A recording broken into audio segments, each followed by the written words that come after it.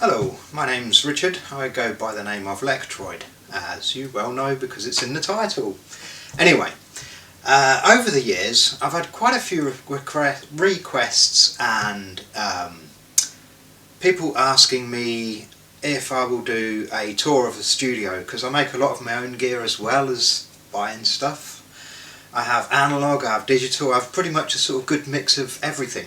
I sort of take the best from everything and make my music with that. So I think the last person to ask me to do a studio tour was I was interviewed by technobase.net, and Santino, who interviewed me, asked me if I would do a video.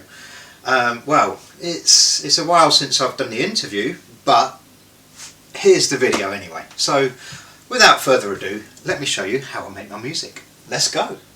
Okay, first up we have the Moog Theremin, or Moog Theremin. Depending on which country you come from, but I believe Moog is the correct pronunciation. So this one here is the Plus model, which has the CV and gate outputs, which means I can use the antennas on the Theremin to control any analog synthesizer that has a CV or gate input. So that's that, and this is quite an interesting piece of gear with a lot of history. So if you want to look up more, look for Leon Theremin. I'm sure most of you have heard of him, but that's enough about the Moog. So let's move on to the next bit. Okay, these are the Boutique series. I've already done a video of these, so I'm not going to make too much of a point of these. These are basically digital versions of old analog synths that were produced by Roland in the 1980s. That's all I'm going to say on those, because like I say, I've already done a video, so I don't need to say any more on that. Next up we have the TR-8 drum machine, and this is basically a TR, it's got the upgrade, so this is a TR-606, 707, 727, 808 and 909 all in one box. I have owned some of those machines in the past, and to be honest, I would much rather have everything in one box rather than having hundreds of machines everywhere, because I really don't have the space. So, you know, this for me is ideal, it works.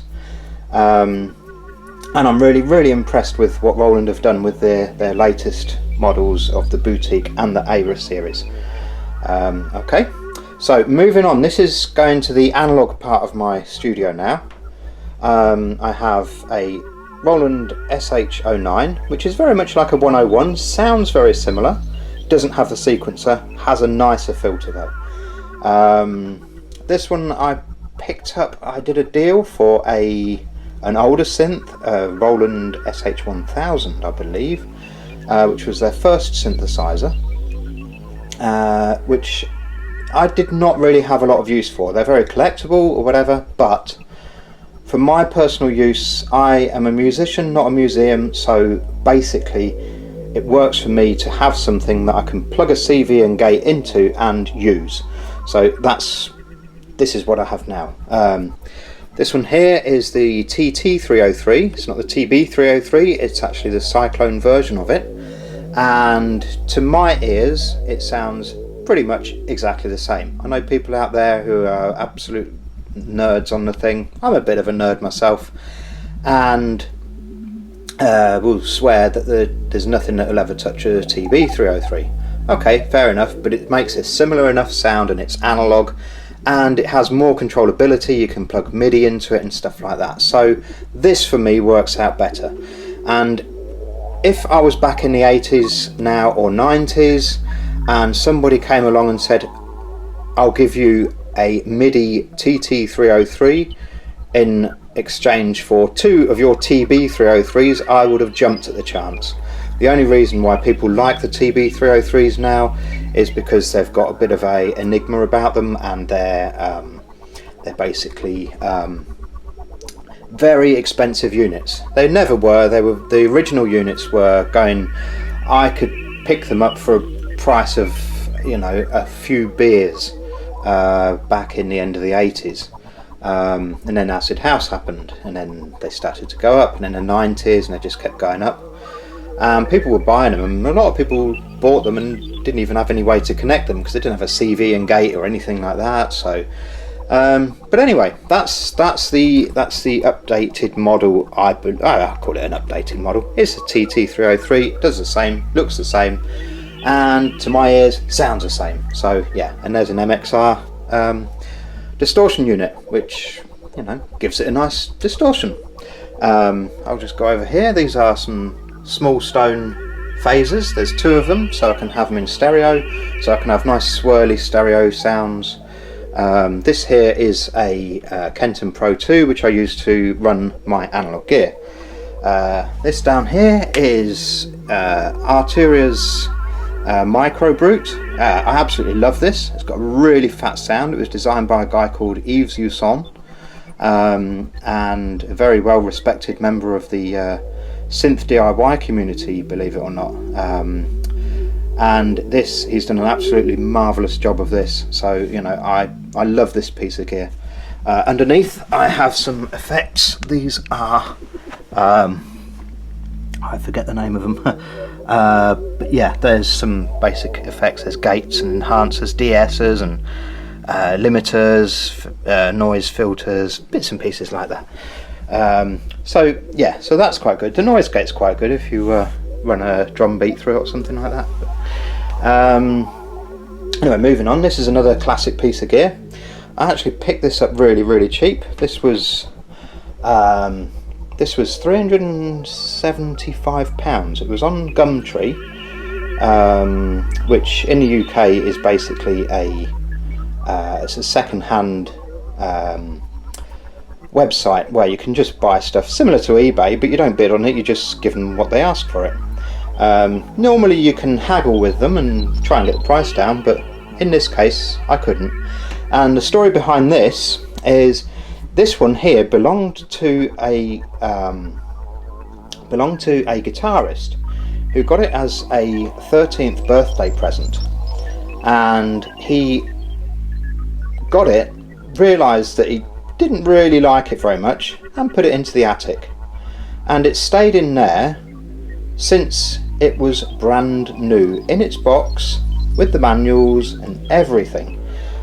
So when that was available for £375 UK, probably just short of $500 in US. That was about the right going price, but not the right going price for one that's as mint as this. I mean, the keys are white. You can see I mean, if you compare it to an older synth, you can see the yellowing on there. There's no yellowing whatsoever on this. It's still brand new because it's never seen the light of day for 30 years or something. So so yeah, that was, you know, quite an incredible buy, really. I usually run it through a chorus ensemble. This gives it a very similar sound to the Juno 106 sort of sound, so it has a very much like a Juno-esque sort of sound with the chorus enabled. Okay, moving across, this is a Moog Rogue, and one of my friends had one of these years ago. It was actually a deal that I got for him, and I couldn't afford it at the time, so basically he bought it instead of me because I didn't have any money on me at the time. So anyway, the next thing that recently is about 2 years ago, I bought some outboard gear, and when I went round to see the guy, he had this on the coffee table, and he said, "Oh, I've got some more stuff that I'm looking to sell as well." And I was like, "Oh right, really?" And I got this, I think it was about £300, and with the way that synths are, it's only going to go up in value, so I basically grabbed it off him and said thank you very much, and that's that. So this one here is a similar thing. This also came from a second-hand site, I think also Gumtree, and the gentleman I bought it off is a really nice guy. Is actually the guy that I did the deal with this, so I've dealt with the same guy for this, and yeah, basically it's an MS-10. It's got a beautiful sound. This was the first synthesizer that I ever actually laid my hands on, which I ever actually heard in the flesh, because it was my brother's first synthesizer, and this is what got me into electronic music. I mean, I loved electronic music, I loved the sound of it, there was something about it, but I didn't really know much about it. And then I heard this and I got into electro, and then I got into all sorts of other stuff, from everything from Tangerine Dream, Jean-Michel Jarre, and all of those artists from years ago, Klaus Schultz, and many other artists. And it was really down to this machine, which was again the first synthesizer that I really sort of laid eyes on and hands on, really. Although my brother didn't really like me to touch it, so I didn't really get much use of it, but it sounded awesome. So I have one now. This is the MS-20. This one is, I'm just going to move the curtain out of the way there so you can see the light. Right, this one here is the mini version. It's semi-mini keys, as you can see there. These are readily available, and to be honest, to my ears, it sounds just like an MS-20, which it really is, you know. Okay, it's got surface mount components, which is just smaller versions of the same components, does exactly the same thing. I do electronics, and trust me when I say that surface mount components don't really have much difference to through-hole components apart from the physical size. So yeah, anyway, that's another discussion altogether, which I'm not going to go into, but yeah, I mean, I love the thing, and that's why I have it, and that's why I will not get rid of it. I can't see the point in buying an MS-20 at a overinflated price when I can get one of these. So there you go, I have that one. I have the little sequencer there. I ordered that from Japan because there wasn't any in the country at the time when this was out, and I wanted it actually to run my modular because I didn't have a sequencer for it then. Okay, so there's a Korg Prophecy down there. There's a Korg Prophecy in there. So yeah, I have a couple of those. These sort of sit on standby. One of them, the power supply went completely in. So one's sort of my main unit and the other one's sort of like a donor synth. These power supplies are running my mixing desk, which is a Mackie. So Mackie 24 this side, and then there's a 24 expansion this side. So this is what I use for mixing. So basically all of this part of the mixing desk, as you can see, comes from the Micro Brute, the MS-10, Theremin, MS-20, basically all of the analog gear and the boutique and ARA sort of stuff here. So this is all running here. This is my effects returns. I don't have a lot of effects, but I do quite a lot of editing on the computer. So basically I just use these as sort of a scrapbook sort of thing. Sometimes I really love the effect that I get out of it, and I can't replicate on the computer. That's what I do. And then this side is for the rest of my gear, which I shall show you shortly. I'm going to move down here and show you if the light's right. This here is some of my outboard gear. Okay, I'm sorry about the shaky camera work there. I'm not very good at this. There's a parametric equalizer. It's actually a tube EQ. This is a 3630 compressor. I've worked with a lot of compressors, DBX, Drama, and all sorts of compressors, and for some reason I keep going back to this one. I love it. There's an LA Audio gate. This is like 4 gates. This is 6 gates, which is good for like drums and stuff like that. Noise gates. This is a tube compressor, which has got quite a nice sound. It's very much, I think it runs using Vactrols, which is opto isolators, so it's an opto compression.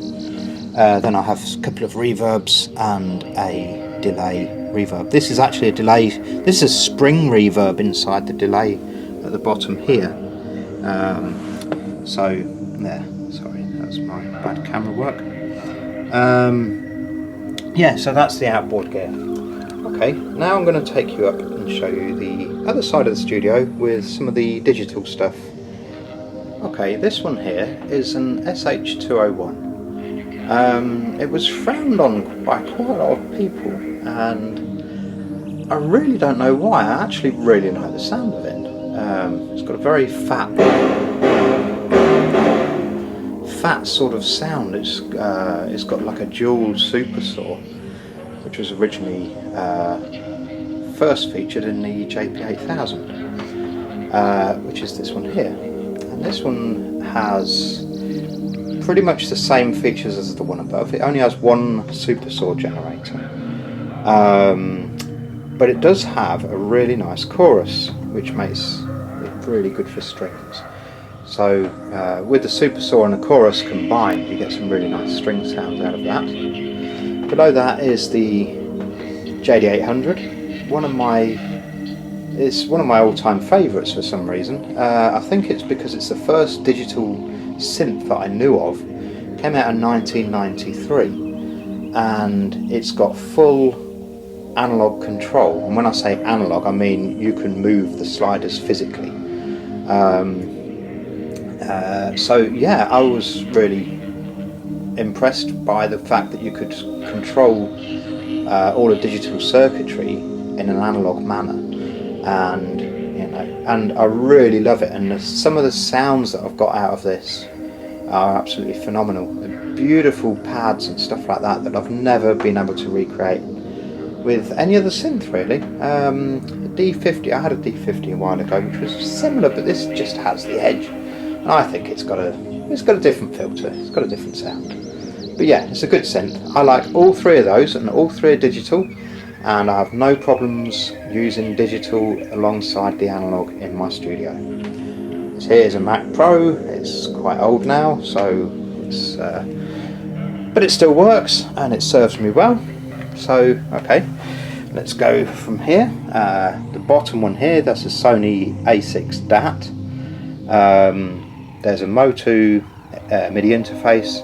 There's the eMagic AMT8. There's the Nord Modular G2. I'll talk a little bit about this, not much, but this one basically is a modular synthesizer. It's like a hardware unit which you control with software, and you have like all of the controls of a modular synthesizer at your fingertips. And I think it's got a very the sound of it is very much like Buchla.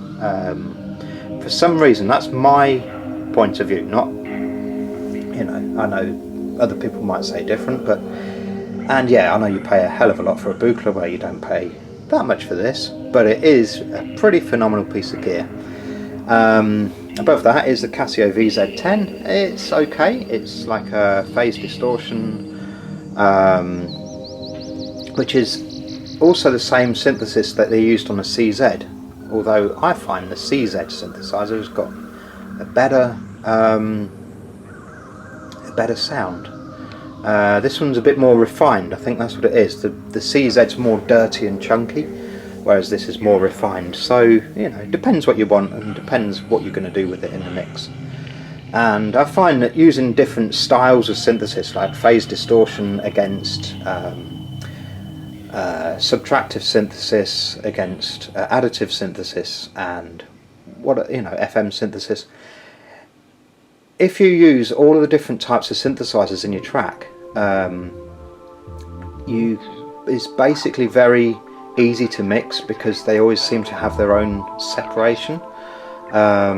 It's like this is AWM, Advanced Waveform Modulation, and it's like an advancement of FM, but it doesn't really sound like FM, but it doesn't sound like anything else either. So that's a pretty nice piece of gear. In between those, this is a Novation drum station, and I really love this machine. The hi-hats are actually taken directly off the TR-909 chip. So it's basically a straight copy of the ROM chip for the hi-hats and everything else, and it sounds beautiful. It's got really nice crunchy hi-hats, and to be fair, I actually like the hi-hats on this better than the hi-hats on the Aira, because these just tend to sort of rattle. They've got that nice fizzy sort of energy. So yeah, when it comes to 909 hi-hats, I usually go for this. Anyway, moving on, there's a JV1080, classic bread and butter synth there. XV5050, which is a bit like a 1080, but a bit more, it's a bit more advanced and smaller. Above that is a Waldorf Micro Q. Yeah, and that's got its own sound. It sounds like a digital version of a Juno to my ears. That's about the best way I can describe that. And I've got a little sub mixer which I use for the rack gear. This is another Mackie. And I've got some monitor speakers which I'm in the process of considering upgrading.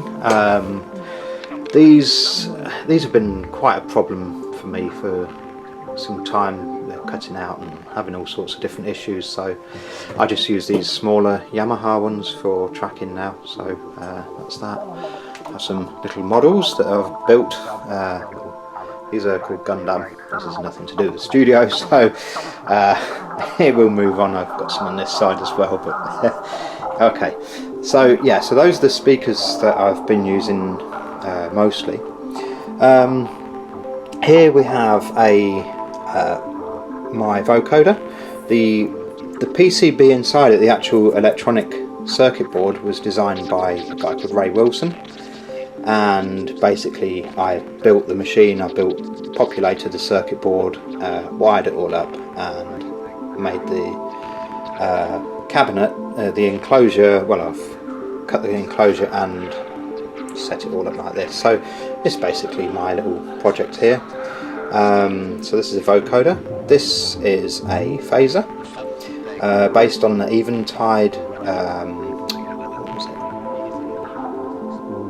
Eventide phase. One of the phasers that Eventide brought out, and they go for thousands if you can find them. But this is basically a clone of that, redesigned by a guy called Jürgen Habel, who sadly passed away a few years ago. Below that is another Moog. I think this was the first Moog that I ever owned. Yeah, and basically it came to me broken.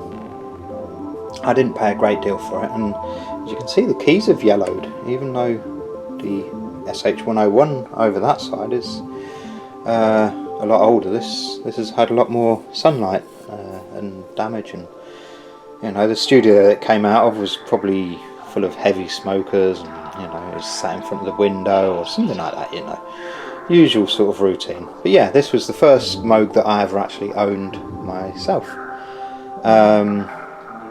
And yeah, and I got to work and I spoke to the guys at Moog, who are really, really helpful. And we managed to pinpoint it down to a demodulator chip, DMUX, and that's really what the problem was. After that, recalibrated, so it sounds sweet as a nut now. Lovely thing, yeah, nice chunky sounds, really nice sort of for bass and filthy sounds, stuff like that. It's really good for that. A bit dated now, but it was the last synthesizer that Bob Moog actually designed, was this one. So anything that came out after this was designed by the Moog team, not Bob Moog himself, although they would probably use his circuits in the modern stuff anyway, or adaptations of. Yeah, so basically this is some gear that I don't really use a lot. I don't use a sampler because I have because I use the computer, and I don't really do a lot of sampling, to be honest, because I've got so much gear I don't really need to, so it sort of sits there, and one day I'll probably get up and say, oh, okay, I'll sell it, and eventually somebody will buy it, and that'll be that. there's an old amplifier there which I don't really rate. It's noisy, it makes a hum from a transformer. So that one, you know, it just sits there, and you know, I don't know what to do with it. It's hard to sell it because it's got the hum noise, and you know, I'll probably say, oh, it's broken or whatever, but get £10 for it or something, I don't know. Then there's a K1R. This was, I had a K1M years and years ago in the 90s, and that had really nice choir sounds on it. And yeah, so basically that's the K1, but I find for choir sounds the Roland does a better job, so that's that. Underneath here we have a Kenton Spin Doctor, and then we've got the Nord Micro Modular, which is the version 1 of the G2.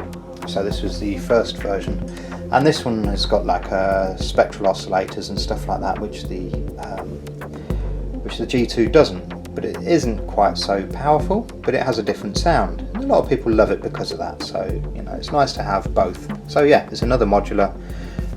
You can only record one sound in at a time, but that's fine because when you're tracking, that's all you need to do, especially when you've got quite a lot of gear. You don't really need to have everything coming out of one instrument. In fact, even all of my multi-timbral stuff, I only ever use one sound at a time from that anyway, so it's just the way I work. So anyway, so let's push that drawer in there, and we'll go to this. This is a Juno 1, and basically this was the first synthesizer that I ever bought in about 1992, and I was with a record label in the UK called Formation Records, and yeah, I did a few EPs with them. They are a drum and bass label now, but the stuff I did was before drum and bass had even been invented. You know, this is 1992 we're talking, so we hadn't even had drum and bass, it hadn't been invented. But it evolved, and the label sort of stuck with it, and it's one of the biggest drum and bass labels going. But when I was with the label, this is the synthesizer that I bought for myself, and I still have. Moving on, we're going to go on to these. These are some chorus effects. These are another Jürgen Habel adaptation of the Selena chorus, which is a really lush chorus sound. So I decided I'm going to build two of these. I should have really built one unit with both. I had two boards in the one unit and then just made a stereo chorus, but I basically just built two, so I suppose it gives me a bit more flexibility. I can have a mono chorus over on one sound, another mono chorus somewhere else, or I could have two to make a stereo chorus. This is another phaser. This one, I'm trying to think what this one's based on. This is the Krautrock phaser. It's another Jürgen Habel, which is an adaptation of the Phaser A, I believe, and I can't remember for the life of me who made the original. But yeah, so there you go, that's that. Coming around here, this is a synth which I've built into a suitcase. The lid is underneath the desk, just under there, with a load of cables in it. And basically this is a Ray Wilson design, and again you just buy the PCB and the panel, and you buy them in just flat packs, and then you have to source all the components and everything like that by yourself. Yeah. And then we've got another little submixer there which I use for these devices here. Just here we've got an old string machine which sounds great through the choruses, and also the phasers have a very Jean-Michel Jarre Oxygene Equinox sort of sound with those three combined. And then on to the modular. I'll show you the first bit that I built. This is all now there's boards, circuit boards from everywhere, all over the world in this. Lots of different people's designs. There's lots of circuits based on classic circuits by old manufacturers like ARP, like the ARP 2600 filter. There's some Buchla circuits here. There's some Roland. I built a this one's a Roland jet phaser in there. Is it that one? No, this one actually has got the wrong panel. This was a TR-808 kick, but I decided to rip that out and put the phaser in there. So that's actually a Roland phaser circuit in there, which is so basically I etched my own board and basically built a phaser using the Roland circuit. But yeah, so this basically, I'm just going to go over it briefly. This is oscillators, 4 of those. These are your mixers. This is sequential stuff. So there's a sequencer here, there's sequential switches, and there's an arpeggiator. All of this is modulation, so you've got everything from LFOs, sample and hold units, ADSR, function generators, ring modulators. There's a couple of ring modulators there. There's actually a reverb there, which isn't really modulation, but it fits in the gap. And I've got quantizers, CV processors, VCAs, and such like. All of the ones at the bottom, all of these are different types of filters, going from band pass filters to low pass gates, which is another Buchla design. The Delta, Korg Delta filters, 2 of those, ARP filter which I mentioned earlier. There's some multiples there, so rather instead of using these, if you can't fit these into it, then I just plug into the multiple. There's a Polyvox. I can't remember a lot of these. It's a long time since I built this synth, so, and if you look closely you can see that I've actually handwritten on these. This is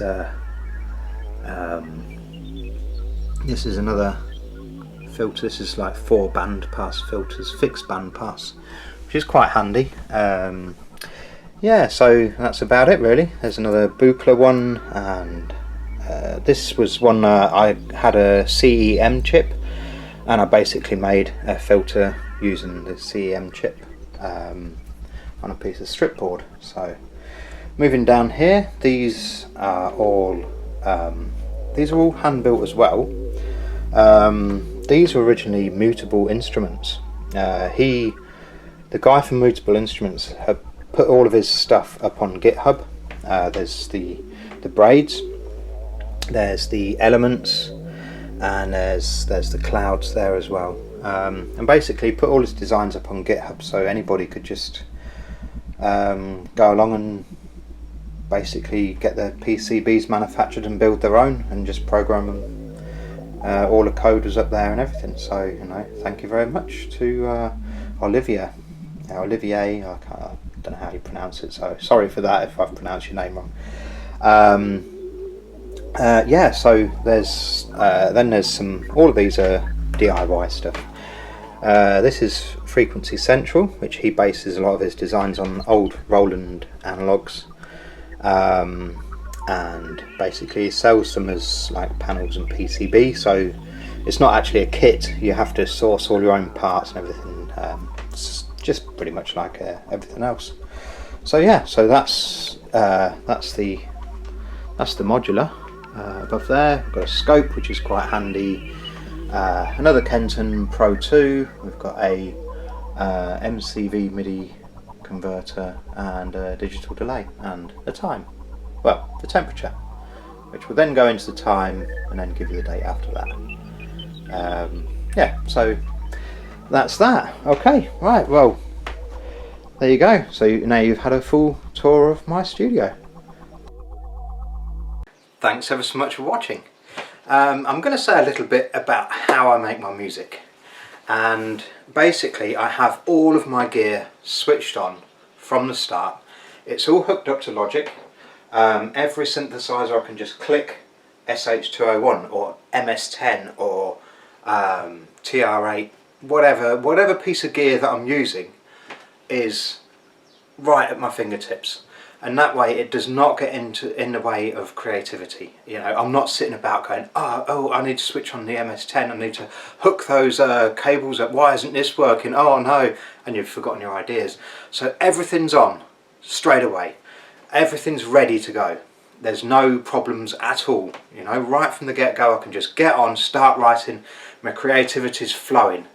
And that is how you make music, because you don't want to be messing about with wires and, you know, problems and stuff like that. So there you go, so it's all switched on. As I'm further into the song, I get to the stage where I've made the arrangement. I do a rough arrangement, I make the arrangement and I record it.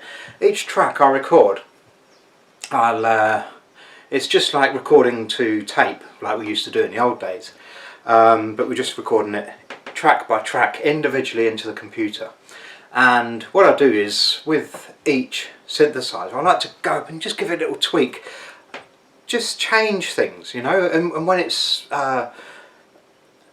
just to introduce stuff, I just sort of tweak it a little bit, just bring in the filter, maybe change the PWM or something like that, or, you know, just little subtle changes as the track's going on. And as you listen to my music, you will hear all these little nuances. But that's, so, you know, each time I do my tracks, each time I record a track, I never just leave it flat and the same. Anyway, so yeah, that's about it really. I could go into a lot more detail, but I'm going to bore the pants off you already. So yeah, again, thanks for watching, and look forward to my next video, which is going to be in the next room with my electronics workbench. So if you were bored of this one, you're definitely going to be bored of that one. Right, see you later.